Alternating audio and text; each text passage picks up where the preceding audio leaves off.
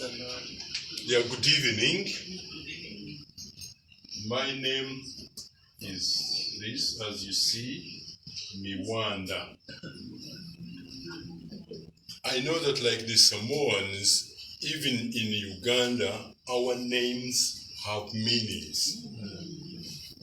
Miwanda means path or road or small roads, maybe in the bush or somewhere. And I got this name from my grandfather. In my tribe, when you get a child, after about 7 days, you take it to the grandfather, like my father. He's the one who gives the name. I didn't take my father's name. And also my children did not take my name. But my father picks any name from our clan. Yes. And we have like 52 clans in my tribe. And I come from the cow clan. Yes. My wife comes from the monkey. Yes, Calabash monkey clan. Yeah, and when it comes to marriage, you cannot marry from two clans. My father's clan and my mother's clan. Only two. The rest I can. So my mother was from the bird, a gray heron, and my father cow. So I had to look for a monkey to get married. So this time I had a chance to come with my wife. I think for so many years I've been coming here, it was not possible. This time it was possible. Thank you for praying for us. We nearly gave up the visas, but on Monday we got the visa, on Tuesday we flew here. So we are glad to be here. And God has blessed us with 3 children. Now they are adults. The eldest is 27, the next one is 25, and the youngest is 22. There are 2 girls and a boy. So we left them in Uganda. They have to work and one has to go to school.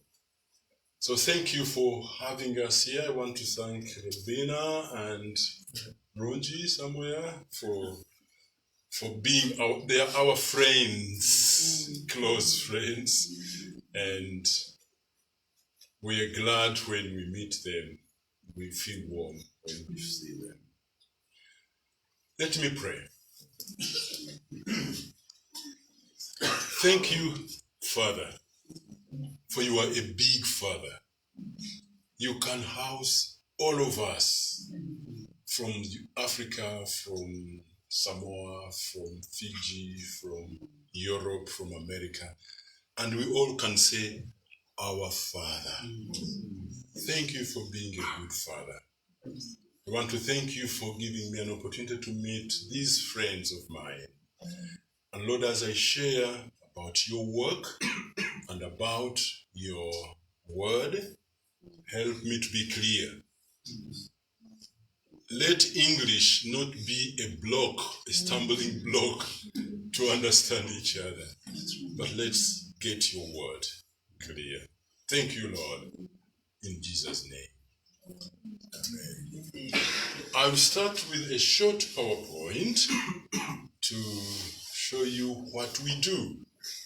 Now, I work with international needs from Monday up to Friday. And then on Sunday, I work at a church. It is in the city of Kampala. It has about 3,000 people. I have 4 services on a Sunday. The first one is at 7:30, then at 9:30, 11:30, and 2 every Sunday. So if I am to preach, we have a roster, if I'm to preach, I have to preach through. We want every Christian to go with one message on a Sunday. But I also have a privilege of serving on the radio, on the national radio. So I wake up at 3 a.m. every Sunday and then go to the radio and present for 2 hours. So at 6, I rush home and put my head down for an hour, and then I rush to school. But I feel I'm not complaining. I'm happy that God has given me an opportunity to share His word with our people. Yes. So, international needs in Uganda, it has been there for 30 years. But world over, it is 50 years. And last week, we celebrated the Golden Jubilee of international needs. And it started here in New Zealand. Somebody called Ray Harrison, he was then the president of Youth for Christ, and then he resigned and started international needs. So these are some of the children that I work with. Now, in Uganda, we put an extra emphasis in educating girls. Because in Africa, actually in all Africa, girls are highly marginalized. And I always say, if a family had 2 children, a boy and a girl, and they didn't have enough money to send them to school, they will send the boy, not the girl.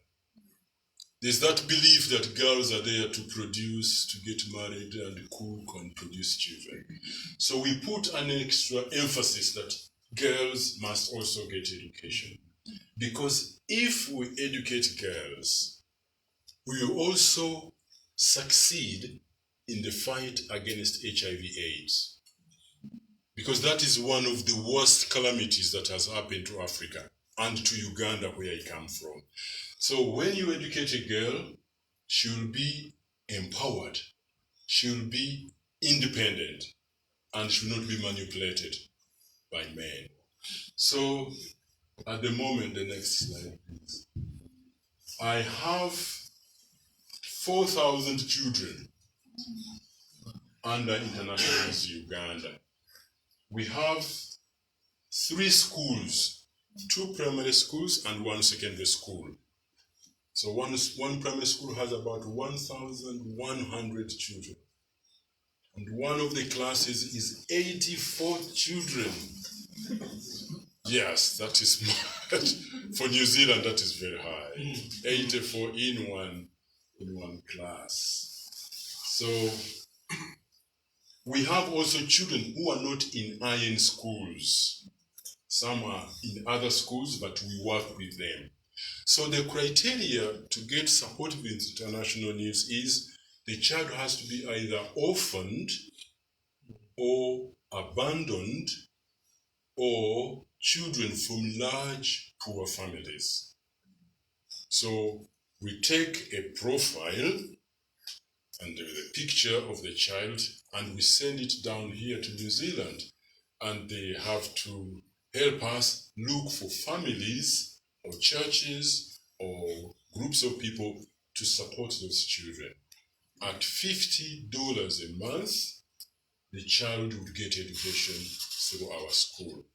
And 50, she will get 5 benefits. She will have her tuition paid at the school. She will get a uniform.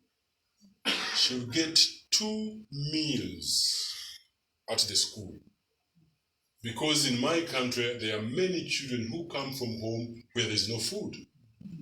So the first meal is got at school at around 10. And then at 1, we give them lunch. So they also get books and pens. And when they fall sick, we also treat them from the $50 a month. And we are glad that it is doing something. And also, we have an extra benefit because our schools are Christian. So we share the gospel on a daily basis with our children. And for me, it gives me joy to see young boys and girls accepting Jesus as their Lord and Savior. I accepted the Lord when I was 14 years. And when I see these children do it, I feel encouraged. Because if you take them to school without Jesus, they will have education, but their morals will be low. Or they will go to hell with their education. So we want them to go to heaven with education. Yes.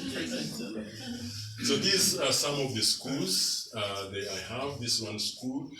One school, we have two schools. One school, we started it because our village was highly Muslim. And Muslims don't want to educate girls. So we started a girls' school. Now, the other school is at a fishing village. Now, families who are fishermen don't want to educate boys. They rather go with them to the lake and get money. So we started these schools out of that background. But the girls' school is now mixed. After like 5 years, we mixed it when we saw that they were responding well. The boys are also changing. Now they come to school, and we are glad about that. And these classrooms are a product of churches, both here, Canada, and UK. People who say, we want to support a classroom. So they send money and we build a classroom. At the moment, I need about 7 classrooms. Yes, because the government visited me last year and they condemned one of the classrooms. It's the one which has 85 children. So it is small and there are many children there. They say, no, you must stop. So we are using it as we look for money to build other classrooms. Again, girls, now these are the girls in the high school. The high school is pretty new. It is 10 years, but we call it new. So it has 700 boys and girls. So we are glad about that. So these are the activities that we do, We do education, we do health, livelihood improvement. It is we buy cows and we give them to a family. So when it calves, we pass on the calf to the family. So we know that family will have milk, it will have manure for the gardens, and they sell the calves after. Yes, so they have money. And some families will give them seeds, like good maize seeds or beans, so that they have good production of food, so that they can have food for the children. We do water and sanitation. Whenever I come here, I always enjoy your water. And you always tell me you open a tap and drink. When you come to visit me, don't do that. Yes, you don't do that. Because water everywhere is bad. Yes. So we drill wells in villages where our children come from. And so that they can have safe, clean water. Because the biggest number of diseases in Uganda and in Africa are due to lack of water or because of bad water. So when we drill a well, we solve that. But also we want to put these wells nearer to the homes. Because you can imagine a 9-year, 10-year-old boy going to a well 5 kilometers. It's real hard. So we want to reduce the distances of these children, because also they get problems when they go to fetch water. Some are kidnapped, some are raped, some are killed. We don't want to see that. So we try to distribute these wells in the villages. Christian nature, this is the spiritual part of our work. Disability inclusion. We have children who are disabled, and in Africa, disability is a curse, and in most cases brought about by the woman. So when she produces a disabled child, that's enough for the husband to send her back to her parents. So we are trying to help these children because they are hidden either behind the houses or in the houses. Some are abandoned. So we try to help them access education. Some of them, the disability can be operated and be solved. And we help them to go to hospital through international means. And then youth skilling. It is unfortunate that in Uganda, the unemployment rate is so high. Sometimes I'm ashamed to say it. It's at 30%. Young people have finished university, they have finished school, but they have no jobs. So what we do from a young age, we want to train our young boys and girls into skills which they can use even when they don't go to university, or even after university, they can use those skills, like carpentry, building, hairdressing, tailoring, such skills that they can use for their lives. So this is the water that we have at school, because originally we could give safe, clean water at school. But when they go home, it's not there. So the homes were undoing what we are doing at school. So that's why we feel we must do wells in the villages so that they can have safe water. Toilets or latrines. It's a shame also in Africa. In 2024, we still need to teach people that you need a toilet in your house. Yes, it's a shame. Because if you don't have a toilet, they will defecate in the bushes, in the gardens. And when it rains, all that goes into the well, or the lake, or the river. And again, diseases. So when we get money, we support homes to dig pit latrines, we support schools and churches to have pit latrines, to reduce on open defecation in the compounds or in the gardens. Yeah, this is our health part of the work. This ambulance came from here, from New Zealand, yes, because like the nearest hospital to our clinic is 33 kilometers. So if I had any mother or child who needed blood transfusion or obstructed delivery, going 33 kilometers without an ambulance is very hard. So we are blessed with that ambulance.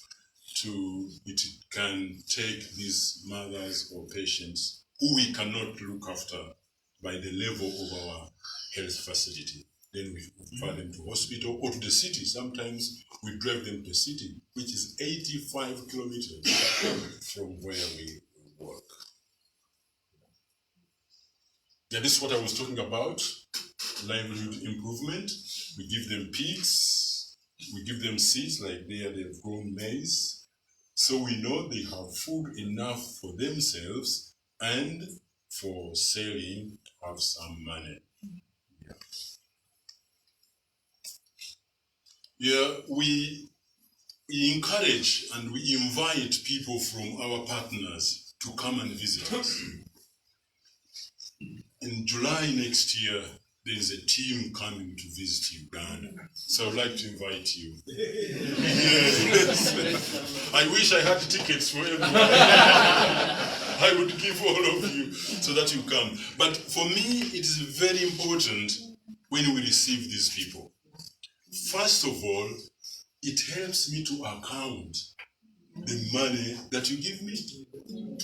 And I show you that this money you give, it does this. But also, it helps people from here to get an accurate picture of Africa.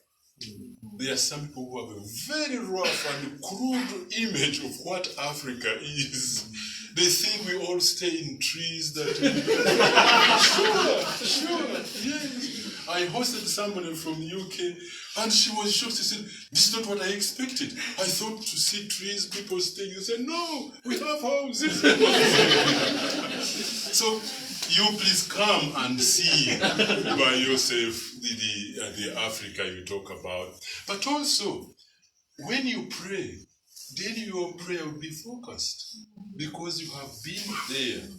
When we talk of poverty, we shall take you into homes and you see children sleeping on the floor without a mattress, without a blanket, without nothing. You will see them. So when you come back and pray, you can be focused because you have seen this in Uganda. Yeah. She's a teacher from England, so she's visiting us. Any questions? You're allowed to ask me. Yes, please. You said it was one of the schools that has a large Muslim population, and it's one of the reasons why you wanted to study school girls. Is there like a security concern? You hear stories of teachers between Christians and Muslims. No. In Uganda, we don't have that yet. We don't want it to happen, but at least we can work with them. They appreciate what we do. Some even say, we want our children to come to school. Yes, we still have a cordial relationship with them. And Uganda in general has 13% Muslims. The majority are Christians. 86% are Christians. But we don't have... You hear a few cases in isolated areas. Like one time I had a boy who accepted Jesus and he was a Muslim. And his father said, you don't come back to my house. So we hosted him at the school for some time until the father cooled down. I had to speak with him. But we don't hear of those so many.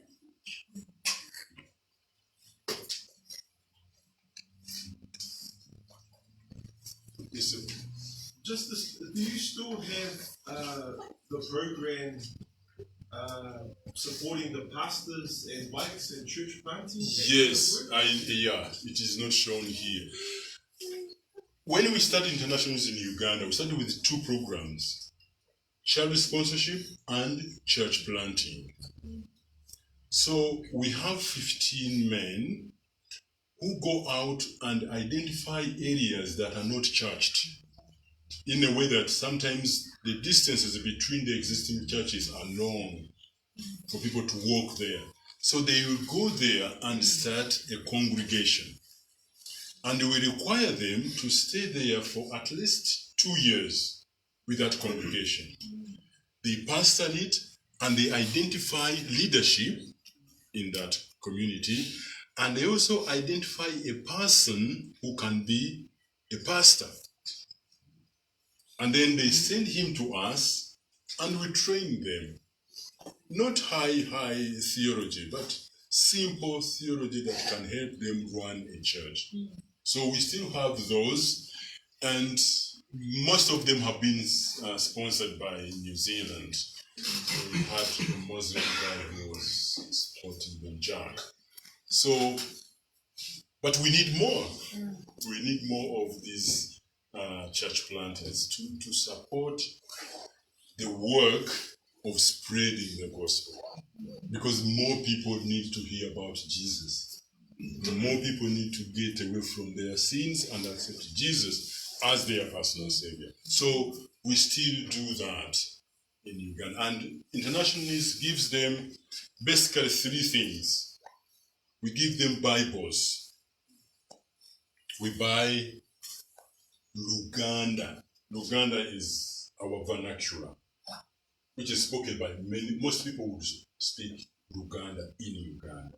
So we buy a Luganda Bible, it costs me $10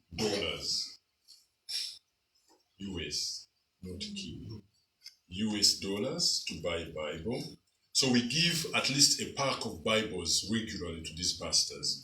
They also need transport, and we give them a motorbike, each of these pastors, to do, because the distance they are covering are very long.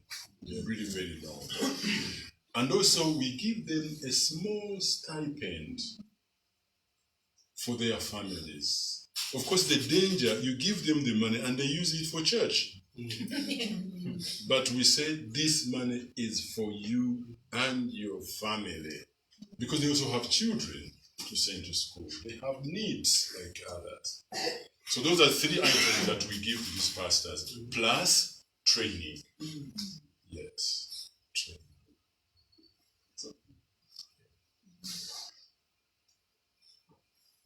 Am I done? Okay. May I ask you to open your Bibles if you do.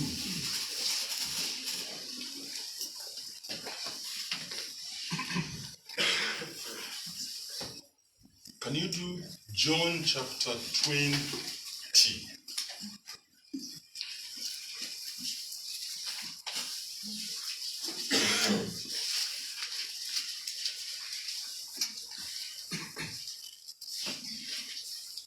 I read verse 19 up to 23.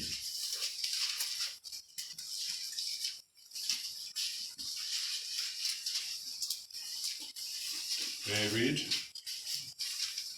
On the evening of the first day of the week, when the disciples were together with the doors locked for fear of the Jewish leaders, Jesus came and stood among them and said, "Peace be with you." After he had said this, he showed them his hands and side. The disciples were overjoyed when they saw the Lord. And again Jesus said, "Peace be with you.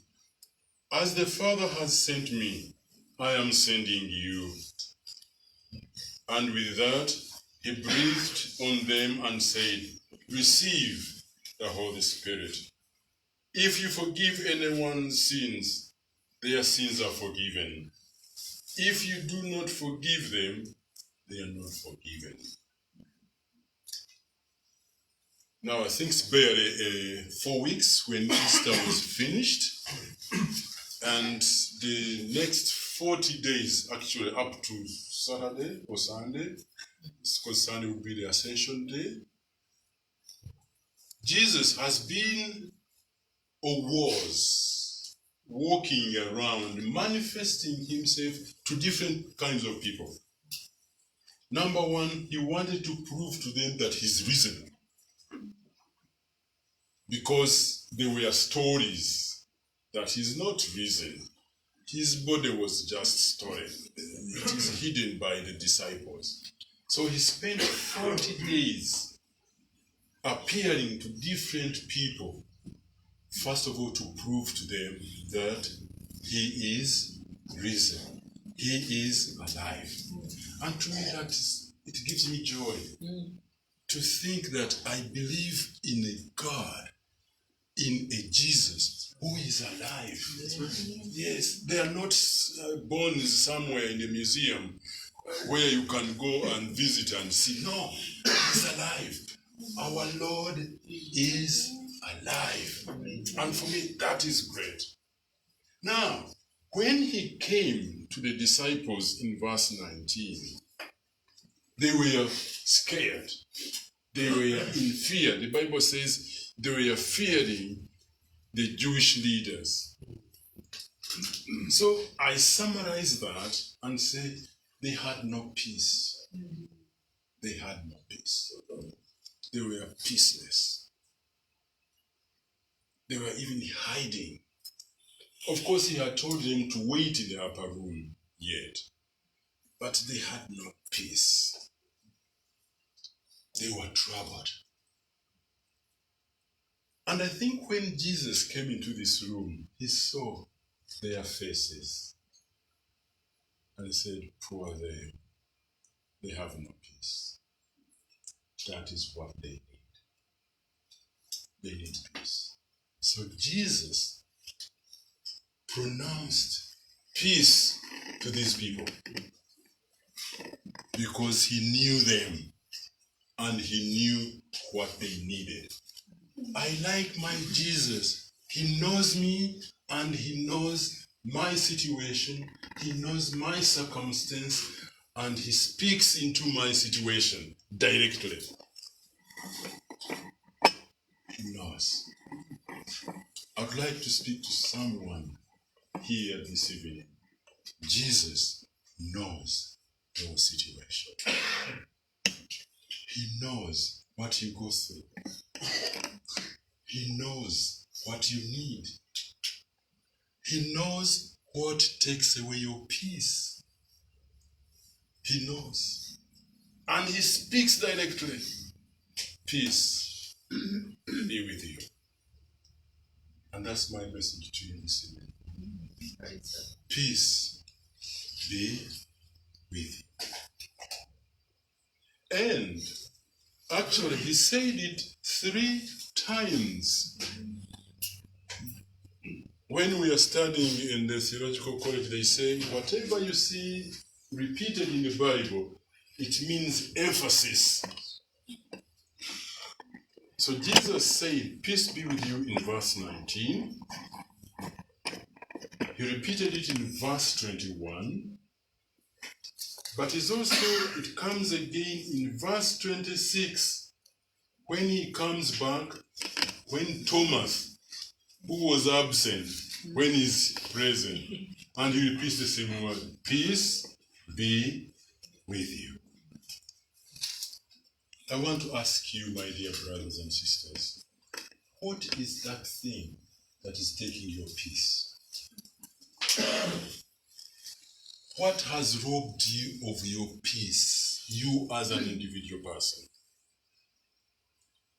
If you're married, what is taking your peace as a couple?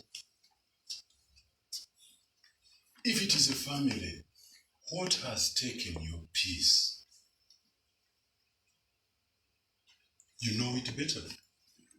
I know mine. I know what takes my peace.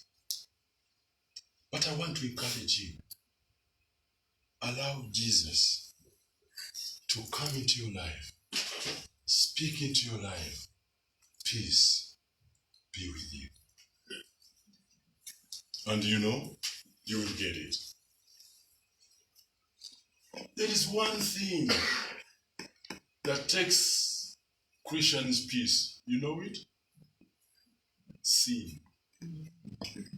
Sin. And actually, the problem of all nations, of all people, is sin. Of course, we try to cover it, we try to smear it with sugar coating, but it is sin that is taking our peace. And if the Holy Spirit shows you any sin in your life, Jesus wants to give you peace. Confess that sin and you have peace. Confess it. If it is between you and your wife, go and confess before your wife. Of course, it's usually men who are the problem. Yeah, but there are times when even the wives are problem. Confess that sin and peace will prevail. When I think of the children I work with and the homes I work with, you look at them, they have no peace because of scarcity. So apart from sin, even scarcities can bring about situations of losing peace. Like imagine those mothers. I have many single mothers in the villages where I work. She has to look for food, for money for school fees. She has no husband to depend on. The family of the husband has excommunicated her from the family, from the property. She has no peace. Peace be with you. And Jesus added on the greeting of peace in verse 21. That as the Father has sent me, I am sending you. I want to tell you, each one person seated here, Jesus is sending you out. First of all, tell people that Jesus is alive. He's alive. Secondly, to pronounce peace in their lives. People have no peace. I've been told that even in Auckland, there are young people who have no homes, who are homeless. They need peace. It's we Christians to pronounce that to them. Christians don't sit comfortably in your pews, in your churches. Your churches are very comfortable. I always, whenever I come here, they are very comfortable. Look at here. Look at the cushion. We don't have this in Uganda, so we have bare wood, so we cannot sit. So don't sit. Jesus is saying, like God sent me, I am sending you. He's sending you to these families which are struggling.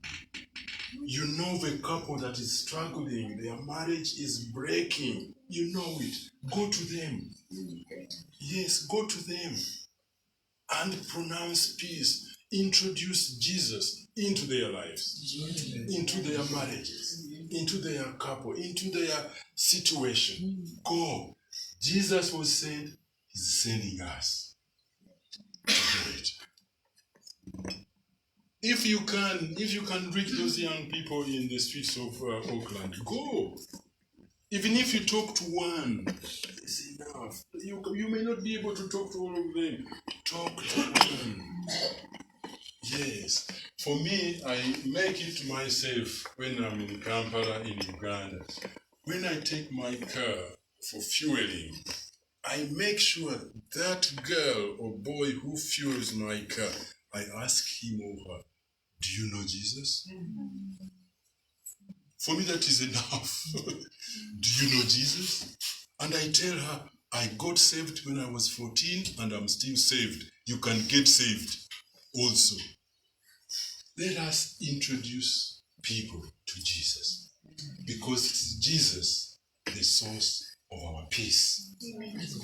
Actually, he's the source of our peace, but he's peace himself. Yes, that's what Paul writes in Timothy. Jesus, our peace. So, as we do work, and as we walk, we need that peace. And the source of peace is Jesus. I am thankful to God. He has manifested and cultivated peace in my life. I have worked in international needs 21 years.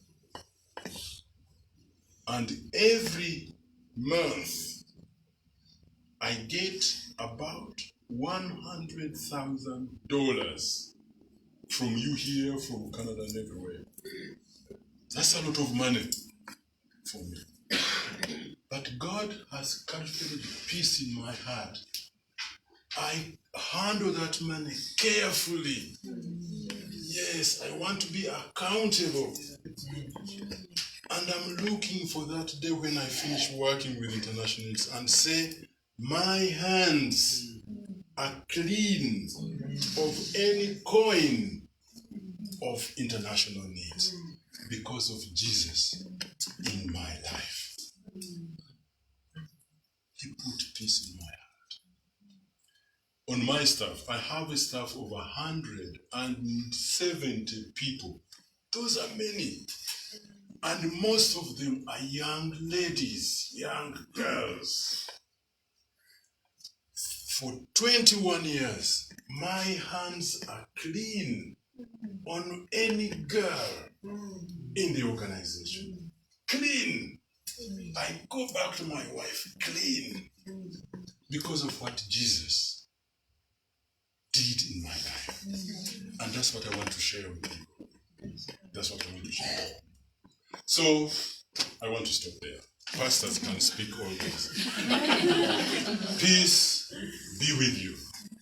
So as you help us do the work, we want to introduce peace into the lives of those children, into the lives of those homes, into the lives of those pastors. Peace be with you. Now I have a small present here for you.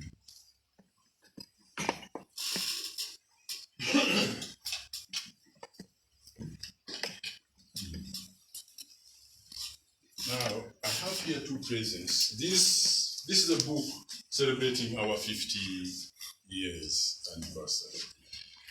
And so I would like to hand this over to the leadership of this church first. Yes.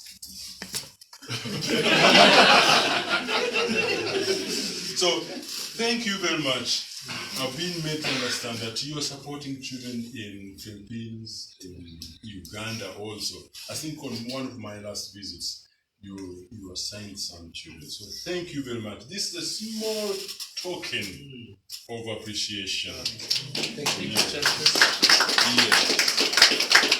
Yeah. And there is also Waterhole Church. Somebody here?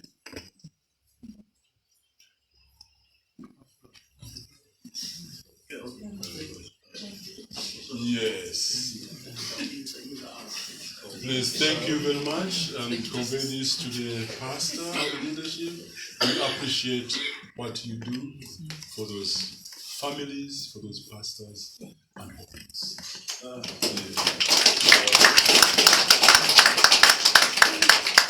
Can I pray?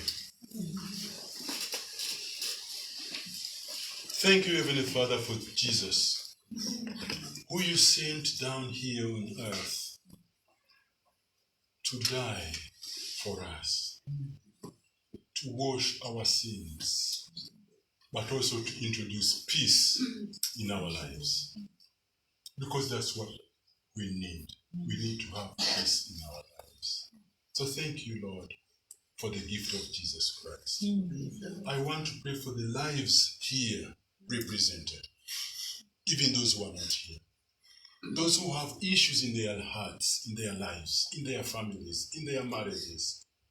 Lord, I would like to send you there and manifest peace in them. Peace in individual lives, peace in couples, peace in this church, peace in New Zealand, peace in Uganda, peace in Israel, peace in everywhere. Lord, pronounce peace. Take away sin in lives. Take away pride. Take away corruption in the lives of people, which brings about peaceless entities. We want to have peace. I want to thank you for this church. I want to thank you for the vision. I want to thank you for the ministry, the outreach that they do. Lord, continue to show them and support them. Thank you, Lord. In Jesus' name. Amen. Now I have Rachel here from the IN office. If you need any question, how you can sponsor a child, how to sponsor a pastor, or anything, you are ready. You are welcome to speak to Rachel. Or even dinner. Yeah. Thank you very much.